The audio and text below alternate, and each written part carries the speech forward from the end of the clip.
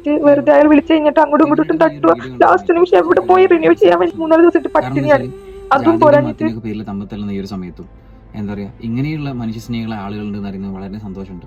കഴിഞ്ഞ ദിവസം വിപിനേട്ടൻ വീഡിയോ ചെയ്തിട്ടുണ്ടായിരുന്നു. ദുബായിൽ ജോലി ചെയ്യാൻ വേണ്ടി ട്രാവൽ ഏജന്റ് മുഖാന്തരം വന്ന 2 സഹോദരിമാർ അവരുടെ ഒരു ബുദ്ധിമുട്ട് എന്താ പറയുക വിപിനേട്ടനോട് നേരിട്ട് പറയണ്ടായി. അതായത് അവർക്ക് വിസയും കാര്യങ്ങളും കൊടുത്തു.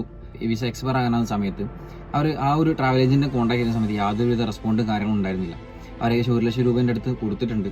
പിന്നെ ഈ ഒരു ലാസ്റ്റ് വിസ തീരാനാകുന്ന സമയത്ത് യാതൊരു റെസ്പോണ്ടോ കാര്യങ്ങളോ ഇല്ലാതെ വളരെ ബുദ്ധിമുട്ടിയ അവസ്ഥയിൽ ആ സഹോദരിമാരെ വിപിനേട്ടനെ കാണാനിടയുണ്ടായി. അപ്പോൾ അദ്ദേഹം എന്ത് ചെയ്തെന്ന് വെച്ചാൽ അദ്ദേഹം തന്നെ ഒരു വീഡിയോ ചെയ്തു. ഇങ്ങനെ 2 സഹോദരിമാരുടെ ബുദ്ധിമുട്ടിൽ അകപ്പെട്ടിട്ടുണ്ട്.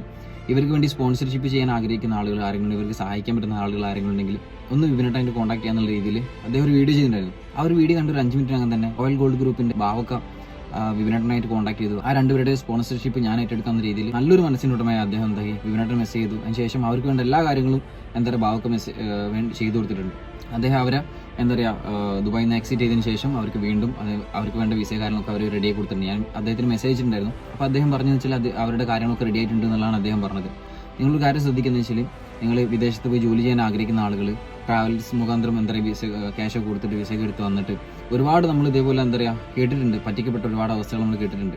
ഇവർക്കും ഈ ഒരു അവസ്ഥയാണ് വന്നിട്ടുണ്ടായത്. അവർ ക്യാഷ് വാങ്ങിച്ചു വിസ കൊടുത്തു, ശേഷം എടുത്തതിന് ശേഷം അവർക്ക് പറഞ്ഞ കാര്യങ്ങളൊന്നും ചെയ്തിട്ടില്ല. ഭക്ഷണം താമസം എന്നൊക്കെ പറഞ്ഞിട്ട് അവർക്ക് വേണ്ട കാര്യങ്ങളൊന്നും ചെയ്തു കൊടുത്തിട്ടുണ്ടായിരുന്നില്ല. അവസാനം വിസ കഴിയാൻ നേരത്താണ് വീണ്ടും ഒരു കോൺടാക്ട് ചെയ്യുന്ന സമയത്ത് ഈ ട്രാവൽ ഏജന്റ് എന്താ അവർക്കുള്ള ഫോൺ എടുക്കുകയോ കാര്യങ്ങളൊന്നും ചെയ്യുന്നില്ല. വളരെ വിഷമിച്ച സമയത്താണ് ഇവർക്ക് ഈ 2 പേരും എന്താ പറയുക ഇവർക്ക് വേണ്ട കാര്യങ്ങളൊക്കെ ചെയ്തു കൊടുത്തത്. അപ്പം നാട്ടിൽ നമ്മൾ മുമ്പ് ഒരുപാട് കേട്ടിട്ടുണ്ട് ഇതേപോലെ എന്താ പറയുക ട്രാവൽസ് മുഖാന്തരം ക്യാഷ് കൊടുത്തു വിസ എടുത്തു. പക്ഷേ എന്താ പറയുക അവർ പറ്റിക്കപ്പെട്ട് പൈസ വാങ്ങിയതിനു ശേഷം പിന്നെ വീണ്ടും യാതൊരു റെസ്പോണ്ടോ കാര്യങ്ങളൊന്നും അല്ലെങ്കിൽ പിന്നെ അതേപോലെ ഗൾഫിലേക്ക് വന്നതിന് ശേഷം പറഞ്ഞ ജോലിയല്ല, അപ്പോൾ പറയാത്ത ജോലികൾ അല്ലെങ്കിൽ ഒരുപാട് ജോലികളൊക്കെ ചെയ്യേണ്ട ഒരുപാട് അവസ്ഥകൾ വന്നിട്ടുണ്ട്. അത്രയും ട്രസ്റ്റുള്ള ആളുകൾ മാത്രം നിങ്ങളതൊക്കെ ഏൽപ്പിക്കും.